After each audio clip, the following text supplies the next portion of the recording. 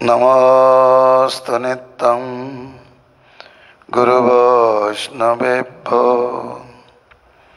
गौराय गोपीजनवल्लभाय गन्धर्विका वै सखिमञ्जरीभ्यो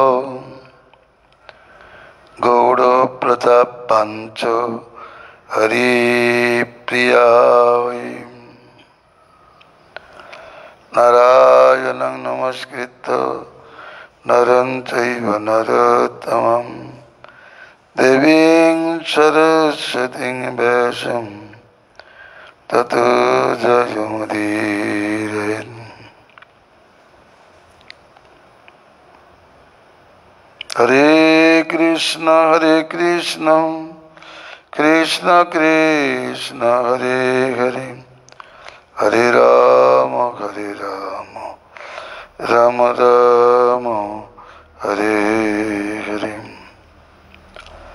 परम विजयते श्री कृष्ण संकीर्तनम श्री श्री कृष्ण चैतन्य चंद्र विजयते तमम्।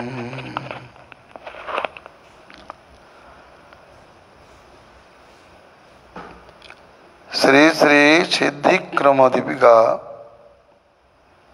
अतो भावक्रम आलोच्य विषय आसक्तिक्रम आलोचित হয়েছিল, প্রসঙ্গত সম্বন্ধ তত্ত্ব আলোচিত হয়েছিল। সম্বন্ধ না থাকলে কোনো ক্রমেরই উদয় হয় না। বেদ যদি ভূমিস্থ না হয় তাহলে কখনো সে অঙ্কুরিত হয় না, লতায়িত বা বৃক্ষায়িত হয় না, ফুল ফল কিছুই প্রদান করে না, তার কোনো অঙ্গের প্রকাশ বিলাস দেখা যায় না। তদ্রূপ সমস্ত এই যে ক্রম,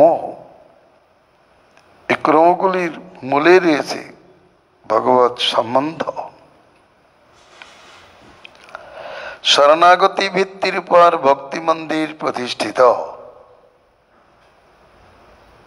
কিন্তু শরণাগতি ভিত্তি এর উপর ভক্তি মন্দির প্রতিষ্ঠিত, তার অর্থই হলো সেখানেই সম্বন্ধ স্থাপিত। সম্বন্ধের অভিব্যক্তি, সম্বন্ধিত হলে তার অভিব্যক্তি কি হয়? সম্বন্ধ হলেই ইতর বিষয় থেকে নিবৃত্তি হয়, ইষ্ট ভজনে প্রবৃত্তি হয়, সাধু সঙ্গতি হয়, ইতর ভাবনা নিবৃত্ত হলে চিত্ত শান্ত নিষ্ঠিত হয়, ভগবত ভজনে রুচি জাগে। পিত্তরোগ কেটে গেলেই যেমন খাদ্যে রুচি হয়, তদ্রূপ ভগবত ভজনে রুচি হয়, ভগবানের প্রতি আসক্তি হয়, ভগবানের কথায় চিত্তে ক্ষোভ হয়। এই যে ক্ষোভ দশা, এর নাম হচ্ছে ভাব দশা, রতি প্রাপ্ত দশা। ভাব মানেই রতি, আর রতি যদিও তিন প্রকার: সাধারণী রতি, স্বচ্ছ রতি ও স্থায়ী রতি। যাদের সম্বন্ধ নাই তাদের মধ্যে সাধারণী রতি থাকে, সম্বন্ধ আছে অথচ অনর্থ আছে, তাদের ভিতরে রতি চলমান। দর্পণবৎ, দর্পণে যে বস্তু দেওয়া হয়, ধরা হয়, সেই বস্তুই প্রতিবিম্বিত হয়। চিত্তটি যখন দর্পণবৎ হয় এবং যখন যে বস্তু ভাব, তখন সেই ভাবকেই শ্রেষ্ঠ বলে মনে হয়। এরতি সচ্চরতি হলেও শুদ্ধ নয়। তারপরে হচ্ছে স্থায়ী রতি। স্থায়ী রতির লক্ষণ বলেছেন রূপ গোস্বামী পাদ, যে রতি অন্য বিরুদ্ধ অবিরুদ্ধ সমস্ত ভাবরতিকে নিজের বশে রাখিয়া একটি সুরাজার ন্যায় রাজত্ব করে, তাকে বলা হয় স্থায়ী রতি। এখানে ভাব বলিতে সেই ধরনের রতি বলা হয়েছে পঞ্চ বিষয়ক, দাস্য শান্ত, দাস্য, সখ্য, বাৎসল্য, মধুর বিষয়ক। যদিও গৌণরতি আছে, এই গৌণরতিগুলি মোক্ষরতির অভিমুখে সঞ্চারীবাদ বিচারণ করে বলে তাদের পৃথক আলোচনা হলো না। তো রতি কাকে বলে? সমৃদ্ধ রুচি বিচিত্ত মাৎসৃণ্যকৃত ভাব শুদ্ধ সত্যস্যবাদী কৃতিরিভ পরাশক্তিত্যাদত শতো সিদ্ধ স্বরূপ সংকল্প কল্পদ্রুমভীত পুষ্পিত ভবতি ততস্য ক্ষান্তিরভ্যর্থ কালত্বং বিরক্তির মানসন্নতা সবন্ধ সমুৎকণ্ঠ নাম গানে সদা রুচিরাসক্তিস্তদ্গুণাখ্যানে প্রীতিস্তদ্বসতি স্থলে ইত্যাদ্যনুভাবাদয় আস্যাবির্ভবন্তি ভাবুকে সুখম সাধকস্য স্বরূপমাত্র সারুচিকি স্বাভাবিকি পরিস্থিতি পরাকাষ্ঠামধিতিষ্ঠতি তস্মাৎ তদিতর দেহো দৈহিকাদীনাং পরম বিস্মৃতি বাকুল্যন্তু তটস্থম।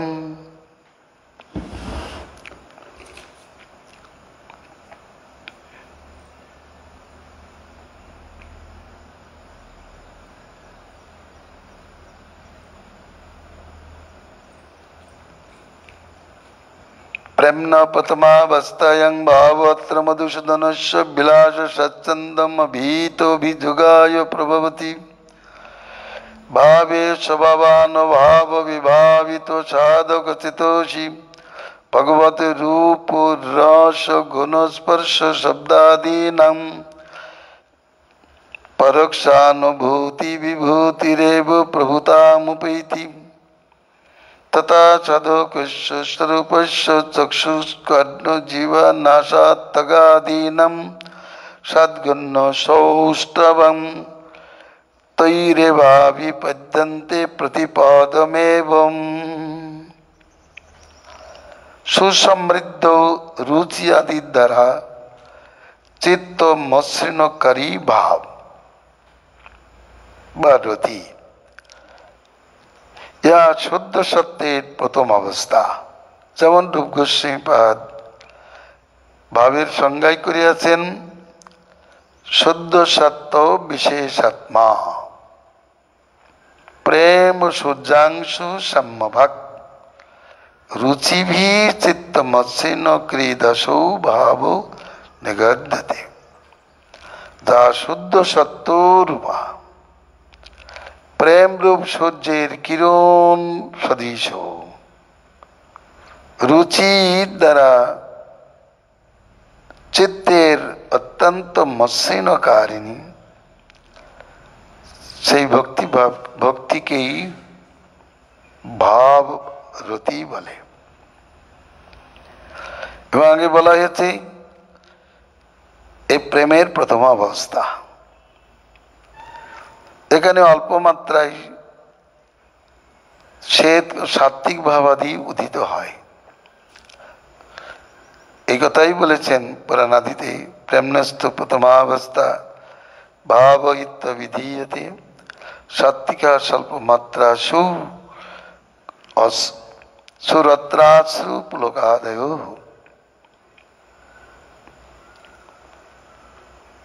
পৌড় আসক্তি ভাব হেতু তা হইতে শতসিদ্ধ স্বরূপ সংকল্প কল্প দ্রুম অর্থাৎ কল্পতরু সর্বতভাবে পুষ্পিত হয়।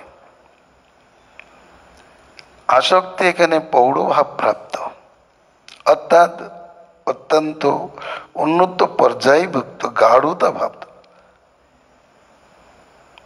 এই জন্য যেখানে স্বতঃসিদ্ধ স্বরূপ সংকল্পরূপ কল্পতরু সর্বতভাবেই পুষ্পিত হয়ে ওঠে, ভাব পুষ্প বিশেষ। তা হইতে কতগুলো অনুভবের উদয় হয়। ভাব প্রাপ্তির প্রথম অনুভব হচ্ছে ক্ষান্তি, দ্বিতীয় অব্যক্ত কালত্ব, তৃতীয় বিরক্তি, কৃষ্ণ তার বিষয়ে বিরক্তি, কৃষ্ণ গুণাখ্যানে আসক্তি, মান শূন্যতা, আশাবন্ধ সমৎকণ্ঠা, নাম গানে সদা রুচি, কৃষ্ণ গুণাখ্যানে আসক্তি, তদ বসতি স্থলে প্রীতি ইত্যাদি অনুভবাদি ভাবিকে সুখে আবির্ভূত হয়। পূর্বে যে প্রাকৃত বিষয়ে ক্ষোভের কারণ ছিল, সে ক্ষোভ আর থাকল না। কৃষ্ণের রতি জাতক হইলে আর ক্ষোভ থাকে না, কোনো বিষয়ের প্রতি লোভও থাকে না। এই কথাই রূপ মহাপ্রভু বলিয়াছেন, কৃষ্ণের চরণে যদি হয় অনুরাগ, তবে অন্যত্র তার নাই রয়ে রাগ। ক্ষোভের কারণ সত্ত্বে ক্ষোভ নাই হয়। ক্ষোভের কারণ রয়েছে, শত্রু সামনে, অথচ ক্রোধের দায় হয়নি। কামিনী বা কামক্রীড়া সম্মুখে বর্তমান, কিন্তু কামেদায় হয়নি। লোভনীয় বস্তু আছে, কিন্তু লোভদায় হয় না। এই হচ্ছে ক্ষান্তি অবস্থা। কারণ কৃষ্ণের দৃঢ় আসক্তি হেতু, যে চিত্তে কৃষ্ণের প্রতি আসক্তি পৌঢ়তা প্রাপ্ত হয়েছে, সেই চিত্তে কাম ক্রোধাদি দৌরাত্ম্য প্রবেশ করিতে পারে না। এবং তার দ্বিতীয় লক্ষণ অব্যর্থ কালত্বাদি, কখনো বৃথা কাল যাপন করে না।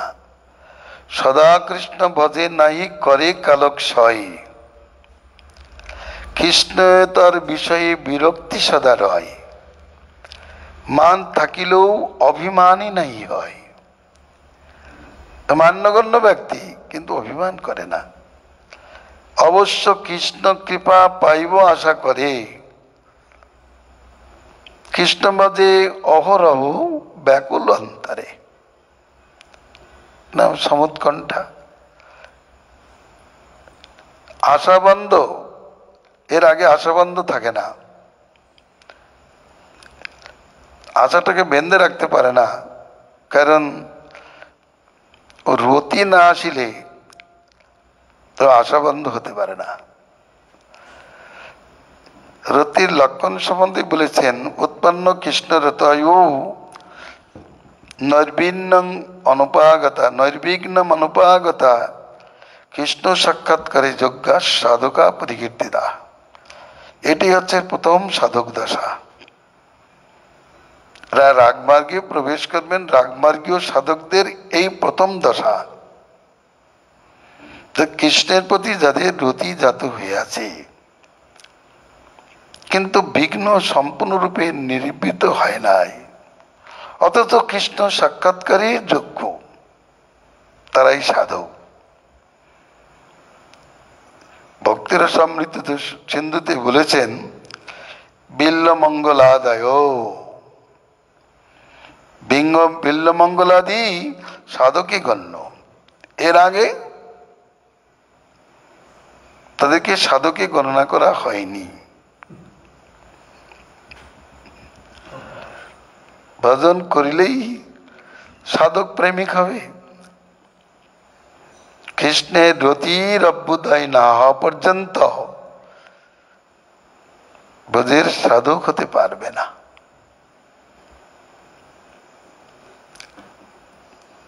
একদম কড়াভাবে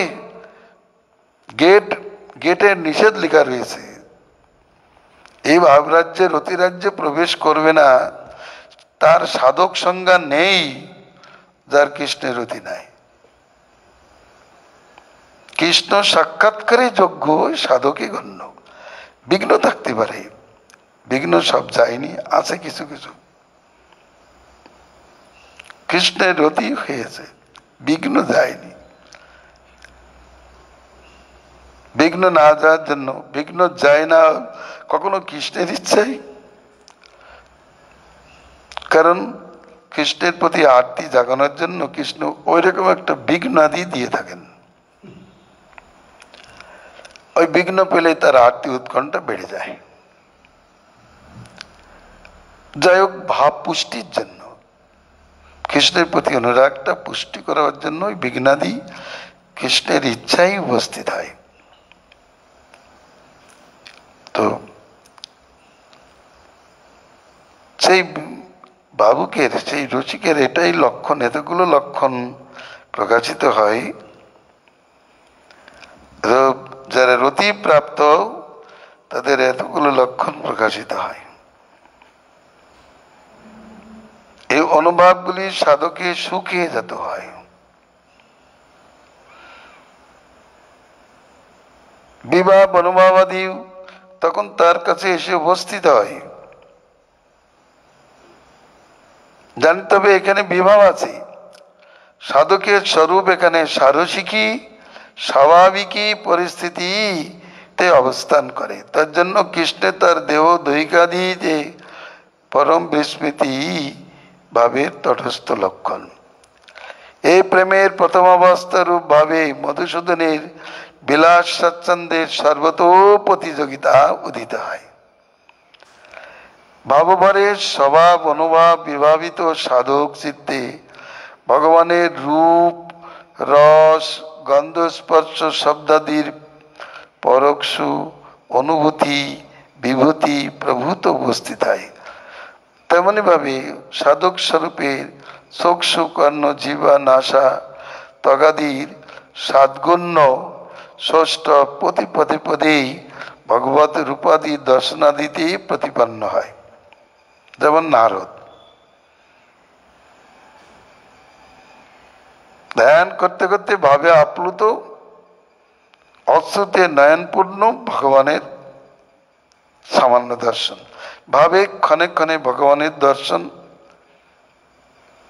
এবং কখনো কখনো ভগবানের স্পর্শ অনুভব, কখনো কখনো ভগবানের কথা বা বংশীধ্বনি আদি কানে প্রবেশ করে। কিন্তু রতিটা শুদ্ধ না হলেই হবে না। যদি কোনো ক্রমে অন্তরে সামান্য মাত্র হৃদংসা রমণ করবার ইচ্ছা থাকে, রূপ গোস্বামীপাদ বলেছেন এই রতিতে যদি কৃষ্ণনিষ্ঠ হইলেও যদি তার মধ্যে সামান্য প্রবরে হৃদংসা ভাব থাকে, কৃষ্ণের রমণ করবার উল্লাস থাকে, তাহলে তারা দ্বারকার সিদ্ধি লাভ করিবে। রুক্মিণী কৃষ্ণেরই সেবাই যোগ্য হবে, তাদের সিদ্ধি সেখানে হবে, ব্রজধামে হবে না। এবার যদি প্রশ্ন হয় তারা দ্বারকা পছন্দ করে না, আবার বৃন্দাবনে কৃষ্ণের প্রতি রতিও রাগও ঠিক মতো জাগ্রত হয়নি, তাদের গতি কি হবে? বিধিমার্গেই যারা ভজন করে, রাগ এখন উদিত হয়নি, রাধা কৃষ্ণ ছাড়া অন্যকে কেউ মনেও করে না, স্বপ্নও চিন্তা করে না, তাদের কি গতি হবে? বিশ্বনাথ চক্রবর্তী ঠাকুর ওই শ্লোকের টিকায় সুন্দরভাবে জানিয়েছেন যে তারা যেহেতু তাদের দ্বারকায় রুচি নেই, আবার রাধাকৃষ্ণের বৃন্দাবনে সেবাই রাগেরও ঠিক মতো উদয় হয়নি, এমতো মধ্য অবস্থাপন্ন ব্যক্তি গোলকে যে ঐশ্বর্য প্রকাশ অংশ আছে সেখানে রাধাকৃষ্ণের তারা সেবা প্রাপ্ত হন। সেতে হচ্ছে বৈকুণ্ঠ স্বরূপ তিনি জানিয়েছেন যে ব্রজের গোপীগণ কিছু ঐশ্বর্য দর্শন করিতে অভিলাষ করিলে অক্রূর হ্রদে লইয়া গিয়া তিনি এই সামান্য রমা বৈকুণ্ঠ দেখাননি, তিনি দেখিয়েছিলেন গোলক বৈকুণ্ঠ। কেন রমা বৈকুণ্ঠ প্রদর্শন করার কৃষ্ণের অভিপ্রেত নয়, দেখিয়েছেন। এটা খুব গুরুত্বপূর্ণ, অনেকে জানে না। কেউ মনে করেছেন আগে ব্রহ্মলোক দেখিয়েছে তারপর বৈকুণ্ঠ লোক দেখিয়েছেন, না, তারপরে নিজের ধাম দেখেছেন। এই বৈকুণ্ঠ এই রমা বৈকুণ্ঠ নয়, এই গোলক বৈকুণ্ঠ। কারণ গোকুলের বৈভব স্বরূপ, এই গোকুলের বৈভব স্বরূপ যে গোলক, সেখানে সেটাই দেখিয়েছিলেন। তাহলে ঘোরাক্ষরেও যদি বাঞ্ছা থাকে, রতি হয়ে যাবে সামঞ্জস্যা। সামঞ্জস্য রতি হলে তারা ওখানে দ্বারকায় চলে যায়। আর যদি সামঞ্জস্যের উদয় নাই হয়, অথচ রাগের সম্পূর্ণ উদয় না হয়, তাহলে তারা ওই গোলক বৈকুণ্ঠে ঐশ্বর্য প্রধানাংশে যে সেবাভার প্রাপ্ত হয়।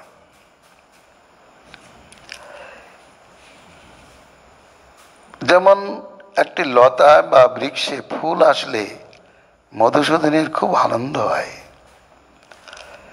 এবং তার থেকে রস আস্বাদনে তার আনন্দের উদয় হয়। সেই তেমনি সাধকের মধ্যে যখন রতির প্রকাশ হয়, সেই রতিটুকু কৃষ্ণ মধুসূদনের খুব আস্বাদ্য বিষয়।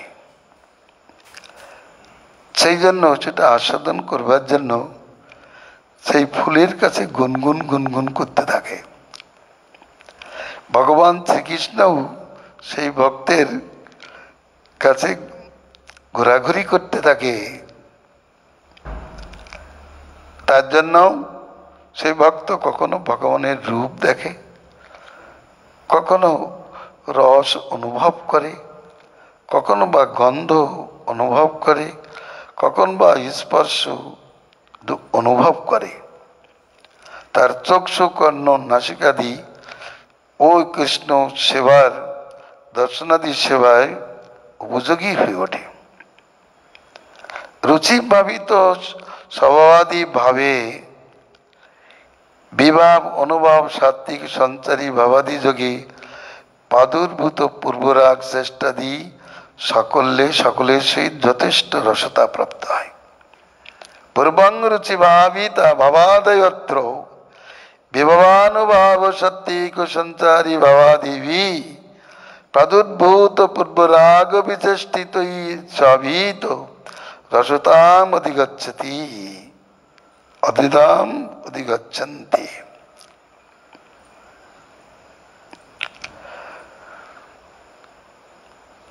তাহলে আগেই বলা হয়েছে যে সুরাজার ন্যায় যিনি অবিরুদ্ধ ভাবগুলিকে নিজের বসে রেখে রাজত্ব করেন, তাই হল স্থায়ী রতি, স্থায়ী ভাব। তার সঙ্গে যোগ হবে বিভাব। রতিকে বিশেষ রূপে ভাবিত করে যাহা, তাকে বিভাব বলা হয়। বিভাব দুই প্রকার, আলম্বন ও উদ্দীপনাত্মক। আলম্বন হচ্ছে রাধা কৃষ্ণ, বিষয় আলম্বন কৃষ্ণ, আশ্রয় আলম্বন রাধা। আর উদ্দীপন হচ্ছে বৃন্দাবনাদি, শ্রীকৃষ্ণের গুণাবলী, শ্রীকৃষ্ণের ব্যবহার্য বস্তুগুলি, এরা সব উদ্দীপন বিভাব। উদ্দীপন কি করে? উদ্দীপতে অনেন উদ্দীপনম, উৎকর্ষের সহিত কৃষ্ণের স্মৃতিকে, রতিকে দীপিত করে, প্রকাশিত করে। প্রদীপ যেমন বস্তুকে প্রকাশিত করে, তদ্রূপ এই বৃন্দাবন, গোবর্ধন, যমুনা পুলিন, রাধাকুণ্ড, শ্যামকুণ্ড সবই লীলাস্থলী, এগুলো ভাবকে দীপিত করে। উদ্দীপিত করে। এবার রাধাকৃষ্ণের শ্রীমূর্তি, তাদের কথা, ওই ভাব যে রতি আছে সেই রতিকে উদ্দীপ্ত করে দেয়। এমনকি সাদৃশ্য কোনো বস্তু দর্শন করলে, যেমন মহাপ্রভু রাজপুত্রকে দর্শন করে কৃষ্ণ স্মৃতিতে বিভোর হয়ে পড়েছেন, কারণ ওই রাজপুত্রতে ছিল শ্যামল কান্তি, কিশোর বয়স, পরিধানে পীতবাস, কুঞ্চিত কেশ, মধুর মূর্তি।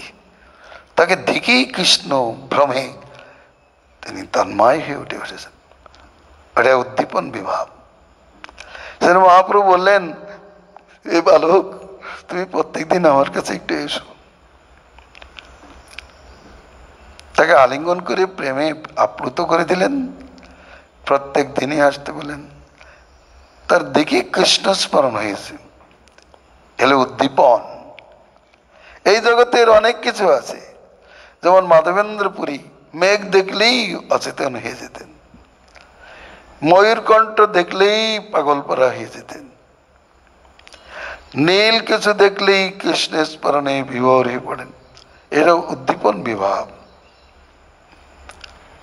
এগুলো থাকবে সেবকের মধ্যে। যে রতিপ্রাপ্ত তার তো বিভাব থাকবেই ভালোভাবে, কারণ যা এবং যেহেতু কর্তৃক, যে হেতু কর্তৃক রত্যাদি বিভাবনীয় অর্থাৎ আস্বাদনীয় হয় তাকেই বিভাব বলে। তাহলে এই রাধাকৃষ্ণ আলম্বন, তাদের রূপ, গুণ, বেশভূষা, ধামাদি সকলেই উদ্দীপনে গণ্য। এও রস আস্বাদনের কারণ। এরপরে বলেছেন যে অনুভবটা হবে চিত্তস্থিত ভাবের অববোধক ভাবই হচ্ছে অনুভব। যেমন নৃত্য, গীত, হাস্য ইত্যাদি 11টি অনুভবের কথা বলেছেন। যারা চিত্তস্থ ভাবসমূহের অববোধক, বাইরে বিকৃত আকারের ন্যায় প্রতীয়মান, তাদের সব ক্রিয়া বিশেষকে অনুভব বলা হয়। নৃত্য, গীত, গড়াগড়ি, চিৎকার, হুঙ্কার, তনু ফলে ভাই ওঠে, শ্বাস বারবার, শ্বাস ভোমা, লালাচাব, অট্টশ্বাস ইত্যাদি হয়। ভক্তিবিনোদ ঠাকুর অনুবাদ করে শুনিয়েছেন। আর এই বলেন সাত্বিক ভাব হয়। কৃষ্ণ সম্বন্ধীয় পঞ্চমুখ্য রতি দ্বারা সাক্ষাৎ ভাবে কিংবা হাস্যাদি গৌণরতি দ্বারা আক্রান্ত চিত্তকেই সত্য বলা হয়। রতি এক কথাই কৃষ্ণ বিষয়ক রতি দ্বারা আক্রান্ত চিত্তকেই, বিশেষত মুখ্য রতি দ্বারা আক্রান্ত চিত্তকেই সত্য বলা হয়। সেই সত্য হইতে যে উত্থিত ভাব, তার নাম সাত্বিক ভাব। তো কি করে উত্থিত হয়? তাদের নাম শ্বেত, কম্প, পুলক, অশ্রু, বৈবর্ণ, স্বরভেদ। এগুলি কখন হয়? চিত্তের থেকেই ওঠে। যেমন সমুদ্র থেকে তরঙ্গের উদয় হয়, আবার সমুদ্রে লয় প্রাপ্ত হয়, তাতে সমুদ্রের বৈচিত্র্য সৃষ্টি হয়। তদ্রূপ স্থায়ী রতির থেকেই এই বিভাব অনুভবাদির সম্পূর্ণ বিলাস প্রকাশিত হয়। তখন সাত্বিক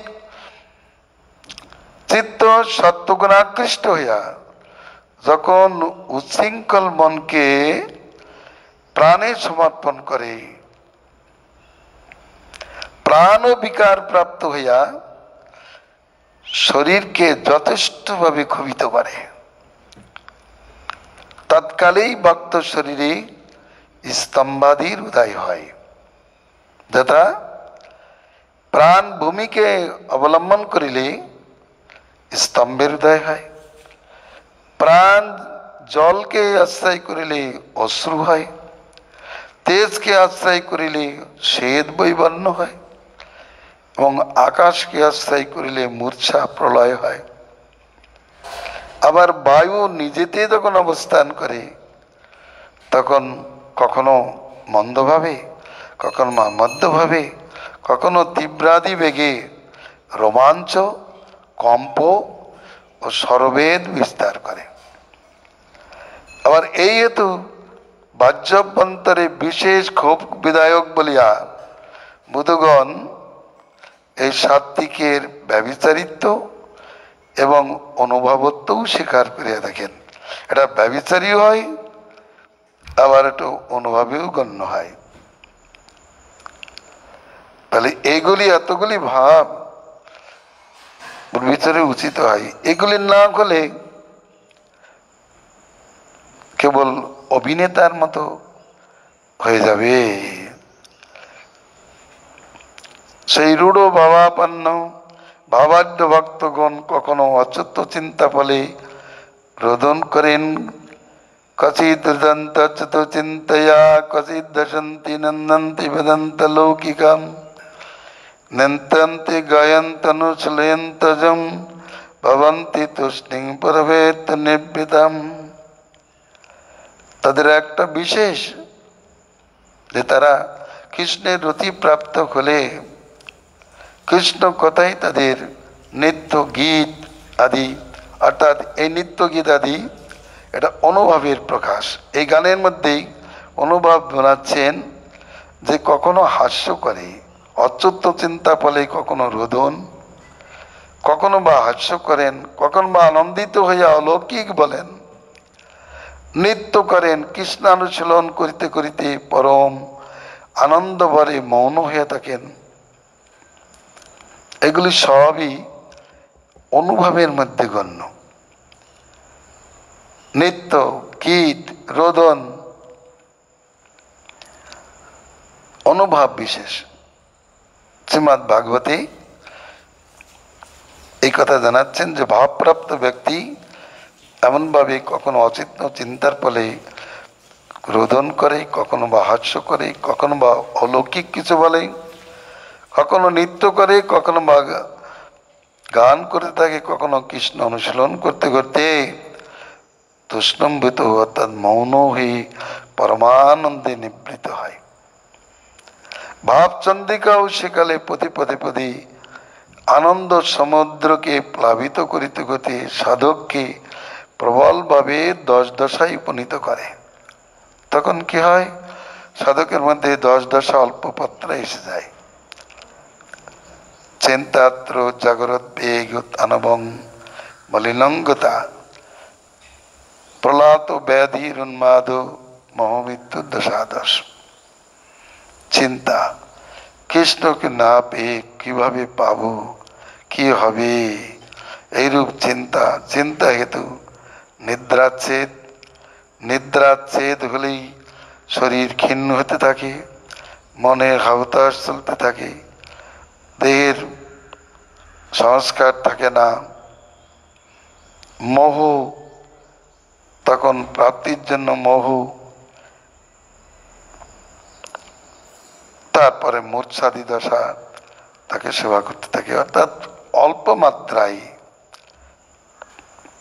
এই 10টি দশা সাধককে আশ্রয় করে। দেবস্মৃতি প্রতিপাদিত সাধক সেই কালে কি যে এক অদ্ভুত দশায় অধিবাস করে, তা তো তত্ত্ববিদগণেরও দুর্গেয় বিষয়। ভাবপ্রাপ্ত ব্যক্তির লক্ষণ এরকমই বলেছেন, কারণ ওই লক্ষণের দ্বারা বুঝতে হবে সে ভাবপ্রাপ্ত হয়েছে। পাগলামি বচন শুনলেই, বৃথা আলাপ শুনলেই বুঝতে হবে সে ব্যক্তি পাগল হয়েছে। তদ্রূপ যখন এইরূপ একটা দশা হবে, লোকবাহ্য পরিত্যাগ করে হাসবে, কাঁদবে, নাচবে ইত্যাদি এগুলি প্রকাশিত হয় সামান্যকারে। কখনো কখনো কোনো সাধক এগুলো চেপে রাখতেও পারে, আবার অনেক সময় চেপে রাখতে পারে না। এই জন্য এই রতি ভাবের 4টে অবস্থা বর্ণনা করেছেন: দমায়িত অবস্থা, জ্বলিত অবস্থা, দীপ্ত অবস্থা, সুদীপ্ত অবস্থা, উদ্দীপ্ত অবস্থা। সুদীপ্ত অবস্থা, দমায়িত অবস্থা মানে অগ্নি আছে কিন্তু অগ্নির দর্শন হচ্ছে না। ধূম দেখে মানুষ মনে করে যে এখানে অগ্নি আছে, কিন্তু অগ্নির দর্শন হয় না। কিছু ভাবাভাস, কখনো কখনো কৃষ্ণের কথায় শিহরণ বা অপলকতা, বাক্যের গতগততা, এগুলো সামান্য করে প্রকাশিত হয়। যখন ভাব আবৃত অবস্থায় থাকে, ধূমাবৃত অগ্নির ন্যায় অবস্থান করে, তখন সেটা ধূমায়িত অবস্থা। অগ্নি যখন নিজের রূপকে, জীবাদিকে প্রকাশ করে, তখন তার জ্বলিত অবস্থা। তেমনি দু একটা ভাব যখন ব্যক্ত হয়ে যায় আর ধরে রাখতে পারে না সাধক, তখন কি বলে জ্বলিত অবস্থা। যখন চারটে ভাব একসঙ্গে চলতে থাকে তখন বলে দীপ্ত অবস্থা। ততোধিক ভাব, 5, 6 আদি ভাব যখন উদিত হয় তখন হয় উদ্দীপ্ত অবস্থা। আর যখন 8টি ভাবই সম্পূর্ণরূপে প্রকাশিত হয় তখন তাকে বলে সুদীপ্ত অবস্থা। ভাবেরই অবস্থাগুলি বর্ণনা করেছেন রূপ গোস্বামীপাদ। তো দেখা যায় যে প্রথমে সামান্য পরিমাণে অশ্রু 2-1 বিন্দু ঝরে, তারপরে যখন অশ্রু কম্প চলতে থাকে, যখন অশ্রু কম্প শ্বেত বিবর্ণ হয়ে যায়, শরীর বিপরীত রং হয়ে যায়, এটা ভাবেই হয়ে যায়। অতএব বুঝতে হবে প্রথমে সাধক অবস্থায় ধূমায়িত বা জ্বলিত অবস্থা থাকে, আর প্রেম প্রাপ্ত হলে, প্রেমের প্রথম অবস্থায় প্রেম প্রাপ্ত হলেও প্রেমাবস্থায় গেলে দীপ্ত অবস্থাও দেখা যায়। কিন্তু প্রেমের বিলাস যখন প্রাপ্ত হয়, অদৃঢ় মহাভাবে না গেলে সুদীপ্ত ও সাত্বিক ভাবের উদয় হয় না। আর এভাব অন্য প্রকাশিত হয় না, একমাত্র শ্রীমতী রাধারানীতেই সুদীপ্ত সাত্বিক ভাবের বিলাস হয়। এদের আবার দুটো ভেদ বলেছেন, রূঢ় আর অধিরূঢ়। রূঢ় ভাব পর্যন্ত চন্দ্রাবলেদি গোপীগণের বিক্রম চলিতে থাকে, কিন্তু অধিরূঢ় ভাবে অবস্থিতি একমাত্র শ্রীমতী রাধারানী আছে। কিন্তু সাধক তো অধিরূঢ় ভাবে আসতে পারে না, তবে তাদের জন্য সামান্য দিগদর্শন করিয়েছেন শাস্ত্রে, যে কেউ যদি কৃষ্ণের প্রতি রতি প্রাপ্ত হয় তাহলে তার লক্ষণ হবে নিত্য গীত, এই অনুভবগুলি তার মধ্যে প্রকাশিত হবে। সাত্বিকের মধ্যে অশ্রু কম্পাদি জাগা দিবে। বিভাবে কৃষ্ণাদি দর্শনে, কৃষ্ণের শ্রীমূর্তি দর্শনে বা সুন্দর কোনো শ্যামল কোনো পুরুষকে দর্শনে বা যমুনার জলাদি দর্শন করে তার ভাবোদয় হবে। কারণ বিভাব অনুভব, সাত্বিক, ব্যভিচারী ভাব, যে সমস্ত ভাব স্থায়ী রতির অভিমুখে বিচারণ করে ভাবটাকে পুষ্ট করবার জন্য, তারা ব্যভিচারী ভাবে গণ্য। তারা বিশেষ রূপে বিচারণ করে ব্যভিচারী অভিমুখে, রসের স্থায়ী রতির অভিমুখে যারা বিচারণ করে তাদের 31টি সংজ্ঞা। তাহলে এগুলো সামান্য করে প্রকাশিত হতে থাকে। এই পর্যন্ত ভাবের বর্ণনা করেছেন। এরপর আমাদের আলোচ্য হবে প্রেমা প্রেমার্থ দর্শনম। হরে কৃষ্ণ কৃষ্ণ কৃষ্ণ হরে হরে হরে রাম